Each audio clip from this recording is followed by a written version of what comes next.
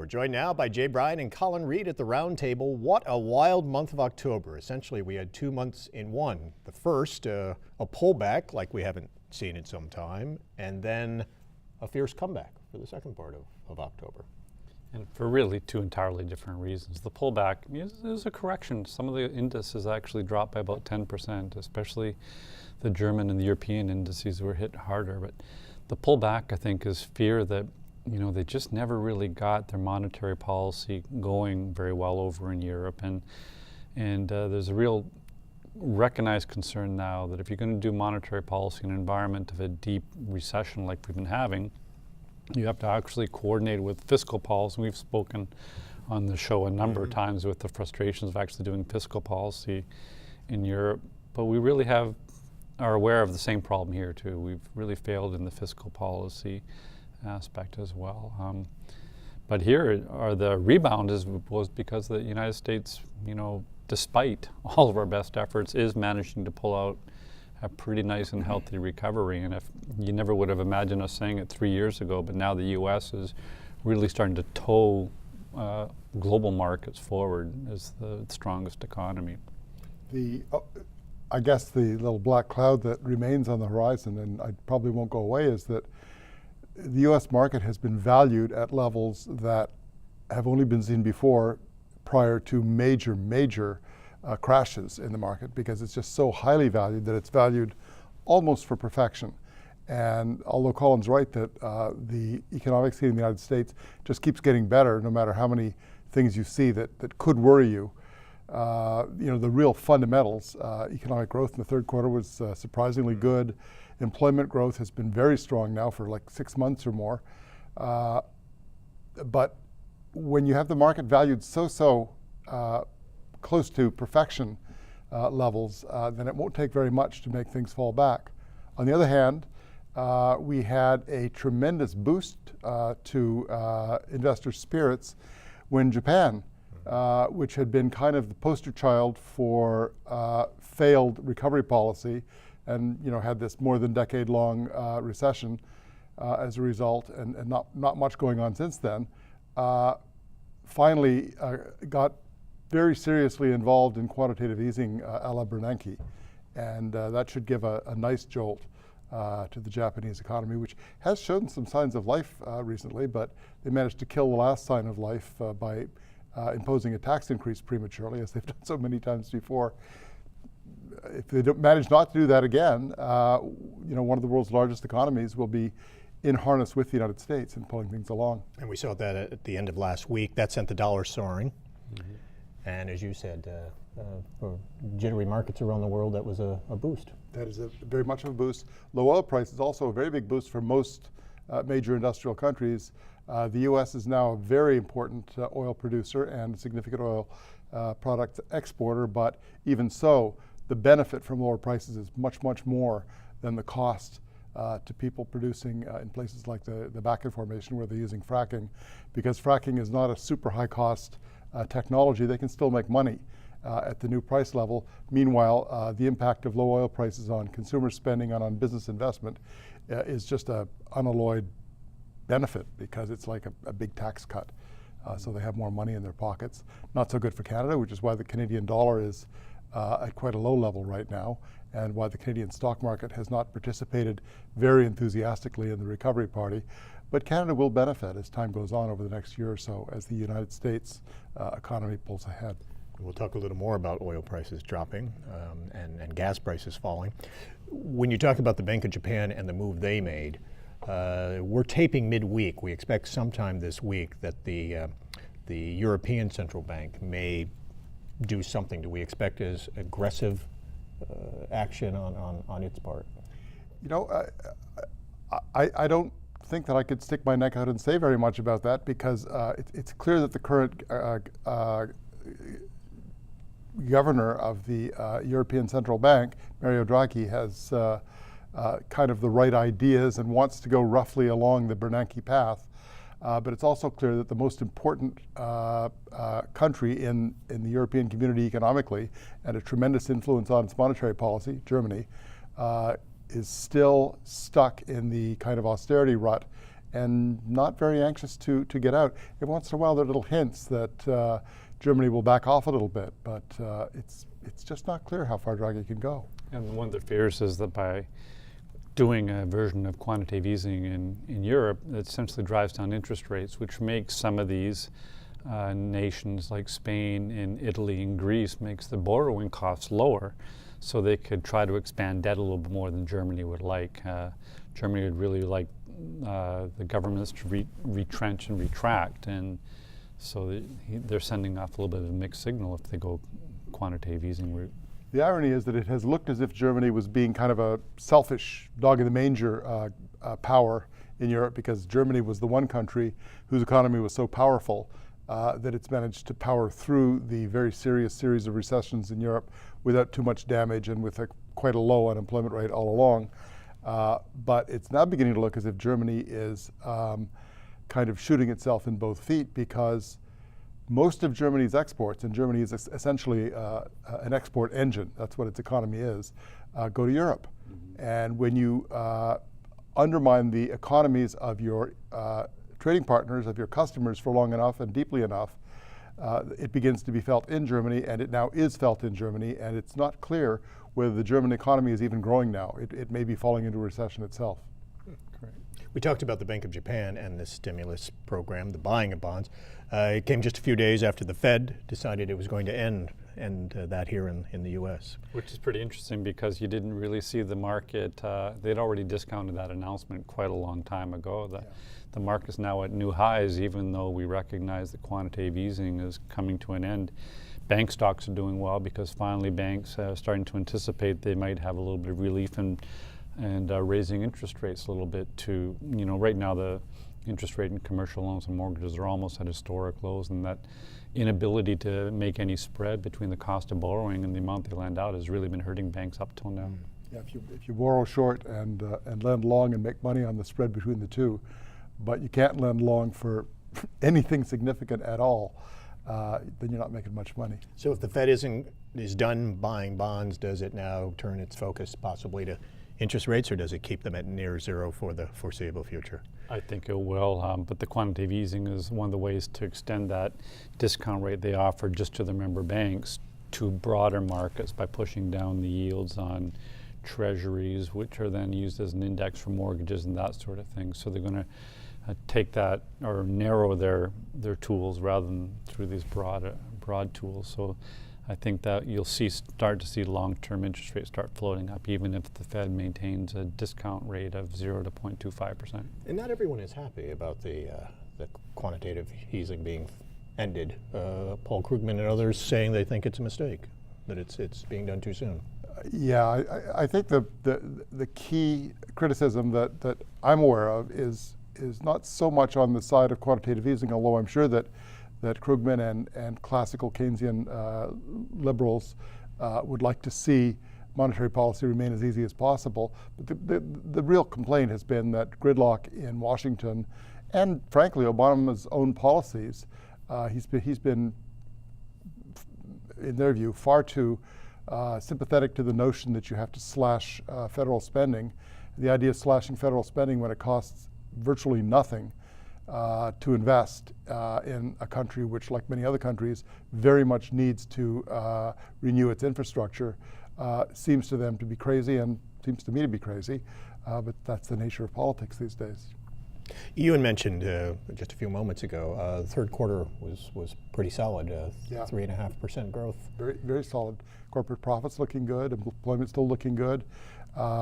Unemployment down below 6%, about. Yeah, looking at it from the perspective of Canada, it's a complete role reversal, because Canada powered through the recession without too much damage compared with the United States. We didn't have a housing crash, and we had the energy industry pushing us forward to some extent. But now the roles have been reversed, and the Canadian economy is sort of gasping, waiting for the American economy to speed up enough to get our exports going. The one thing we still had going for us economically was the energy industry, and of course with oil prices at near record lows, at least for recent years, that's gone. And the fourth quarter, how's this bode for the fourth quarter in maybe 2015? I think one of the ways to look at the stock market valuation is to look at forward price earnings based on the growth that these companies have been showing. And most all companies are reporting not only good growth in the last quarter or two, but expectations for pretty strong growth over the next quarter or two. So I think that, for instance, in the auto industry, we've had information of almost record sales in the last month. I think that the quarterly reports for the next couple of cycles will be very, very strong. And of course, as revenue comes back and these companies have learned to do so much more with so much less now, the level of efficiency has increased so much that we've talked in this show before about a bit of a laborless recovery. The profits, I think, are going to be very, very strong in the coming quarters. Gas prices, oil prices, you talked about that. What's bringing the oil prices down worldwide? Well, a combination of... We know the U.S. is producing very, levels we haven't seen since the 70s or 80s. Exactly. Very, very strong supply from the United States. Peak oil seems to have gone right down the drain with the fracking industry's help. And combined with that, a very, very sluggish return of demand because, and that's not a very good thing, because the United States is about the only major economic power in the world where, outside of China, but among the developed countries, the United States is about really the lonely place where you can find strong and improving economic growth. Canada is a much smaller economy and it's tapered off quite a lot. Europe just goes from recession to recession. They still haven't even gotten back to where they were before the beginning of the recession several years ago. So demand can't drive oil prices, and at the same time supply is booming. And in the past, when we've seen prices drop like this and the Saudis and others have curtailed production, do they have as much influence now, and would that have as much impact as it would have had in previous They both have years? less influence, and they have a different strategy now. They're more interested, I think, in holding on to their share of world capacity than they are in trying to bump up their revenues by restricting capacity, which probably is wise because they can't really restrict capacity very well when you've got the United States as an oil production powerhouse, and the United States creating and perfecting technologies that make other countries like Canada and a number of others potential new powerhouses of oil production. And also the leadership of the OPEC cartel is quite willing to keep the volume up a little bit right now, having a little bit of a quarrel with Russia over some of their foreign policy, some of the issues in Crimea and Muslims in that region, and don't mind hitting Russia a little bit by keeping oil prices low right now. Gas prices are falling as a result, down to about $3.20 to $3.40 a gallon here on our side of the border. I guess $1.20 to $1.40 a liter roughly, up in the Montreal area, which is good news for the economy because that pumps a lot of money back into people's pockets, which they tend to turn around and spend, especially as you're heading into a holiday season. That's right. It's good news for the United States, maybe better news for the United States because consumers in the United States, I think, are very sensitive to gas prices. They really watch them. It should be better news in Canada because consumers in Canada, frankly, probably need it a little bit more. Consumer spending in Canada hasn't been growing as strongly as in the United States. But in both countries, I think it'll help boost consumer spending at a time of the year when, of course, it's a particularly powerful propellant for the economy when Christmas is coming up. And predictions are expect to see growth 3-4% hopefully in holiday sales is what many are hoping may be the result, and boosted quite a bit by people having more money to spend. That's right. And consumer confidence, by the way, I should mention, is at a recent high as well, too. Yes. So everything really is lining up pretty nicely this season. And it's not just consumers, which is another good thing, that we've got a number of cylinders firing at the same time. People were worried that manufacturing growth in the United States was maybe going to slow down a little bit after a pretty good while.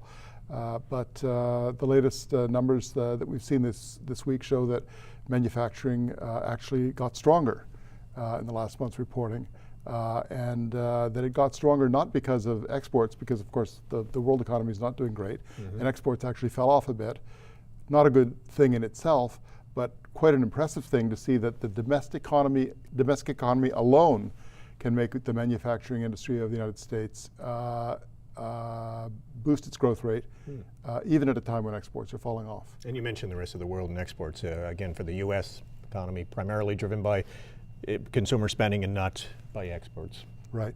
Which is good for America right about now. It is, that's right. It's good to be self-sufficient at a time like this.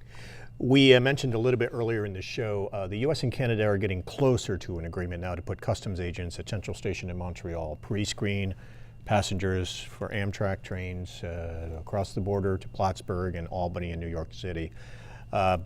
It's been a complaint for some time that's been hurting having people travel by train between New York City and Montreal is the length of time that it takes for them to get there.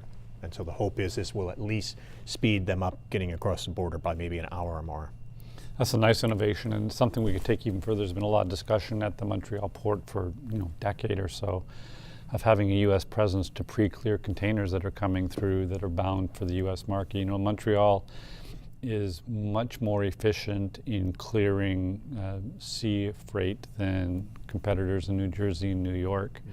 And that could really be a windfall, not only for Montreal, but for the upstate New York region if we could do more international shipping through some sort of corridor between Montreal, that whole Montreal-New York City corridor we've spoken about a number of times before. And to look back at the Amtrak initiative for a moment, it's really kind of surprising and quite disappointing that both Canada and the United States have done such a poor job of linking urban corridors with train service. If you go to almost any other country in the world, any other developed country, and you take a high-speed train someplace, and you come back to North America, it's really very disappointing to see that there's nothing there. You might as well get on a bus or take your car. So it would be wonderful if you would have a Montreal, Albany, New York City corridor that would work smoothly and rapidly. They can hope to speed up the train, but without a huge overhaul, the New York to Montreal route is not capable of handling high-speed trains, is what we've been hearing for a number of years now, and that unless you start all over and rebuild the tracks at a different location when you have the train running along the shore of Lake Champlain and the way the route goes, that the best I guess they can hope for is to try to cut down an hour or two on the time that the trip takes now and hope that increases the number of people who will be willing to take rail.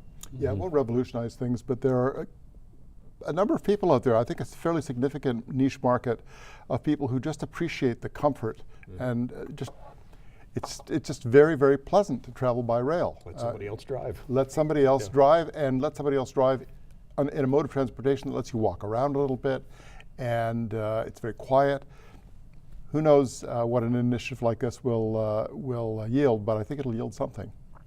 And speaking of rail, within the past couple of weeks, Canadian Pacific Railway, for some time now, has been talking about trying to merge with CSX, its American counterpart that has a lot of tracks south of the border in the U.S., especially in the eastern part of the country. Those talks failed, no merger, but CP clearly looking at trying to find routes to get oil from Alberta and from North Dakota to the east and to the refineries all the way down to the coast. It's a huge market that is growing rapidly, and you can sense the frustration of CP, which has a new CEO who used to be at Canadian National and helped to make it one of the most efficient railways in the world, and could presumably perform similar feats at CP, which is not in such bad shape itself, but could use some sprucing up.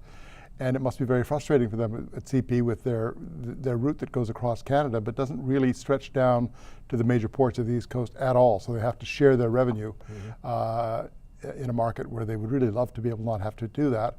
The other side of the coin, of course, is that users of rail service have complained already that service isn't what it should be and not as fast as it should be, and that there isn't as much price competition as they would like to see. So I don't think they'd be very happy to see yet another big merger.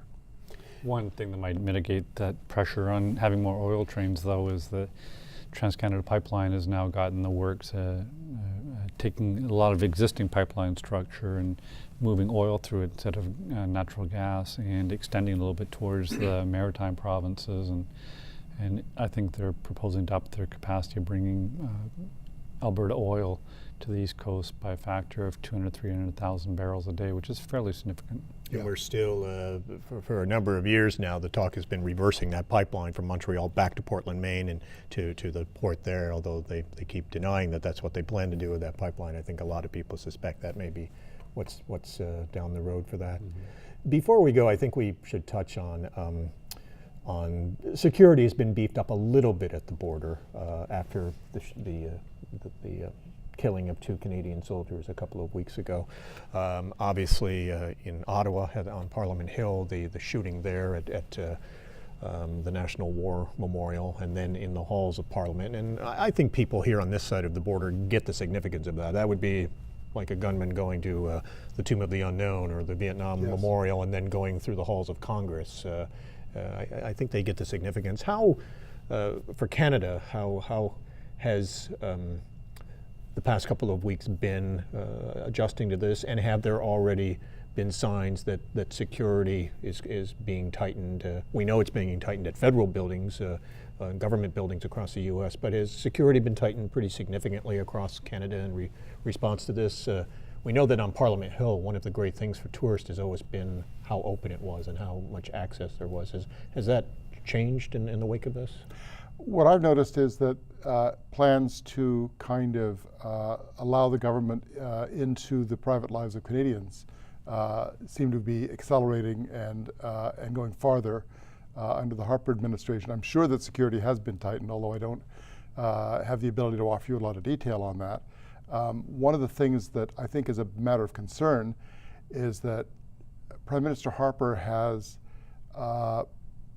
kind of a tin ear when it comes to translating threats to people's security into real world legislation. So, for example, he's trying to copy some fairly draconian American legislation on crime in Canada at a time when crime levels have never been lower. And he immediately rushed to judgment, saying that the attacks in Quebec and in Ottawa were acts of terror, when it looks more and more clear that they were acts, uncoordinated acts of 2 deranged persons who seized on the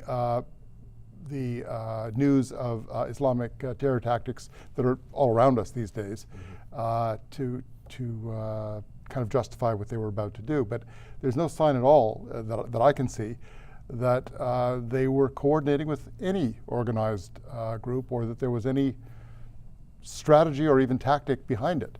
So I'm not sure how much support the government's going to have to push farther along the road of really tightening up very sharply. I think a lot of Canadians would be worried that we've lost something precious if Parliament becomes an armed camp. On the other hand, it's obvious that it was much too open on the day of the attack. And for people, say, in Montreal and other cities across the country, really, is there a concern that you may have these jihadists that living among you, and that I don't think so, because I don't think it's accurate to call them jihadists. They were crazy people, and crazy people used to say that it was the voice in their head of a dog or something that led them to commit the murders they committed. Now they say that it's an Islamic jihad. These are people who didn't grow up as Islamists or in Muslim families, and it's not clear that how much they were influenced to turn to violence by any clear understanding of what the jihadist organizations like ISIS seek to accomplish. All right. Well, certainly a sad couple of weeks, though, for the nation. A terrible shock. That is our business edition for this month. We want to thank Colin and Jay, and thank you for watching. For all of us here at Mountain Lake PBS, I'm Tom Hellick. We'll see you next time.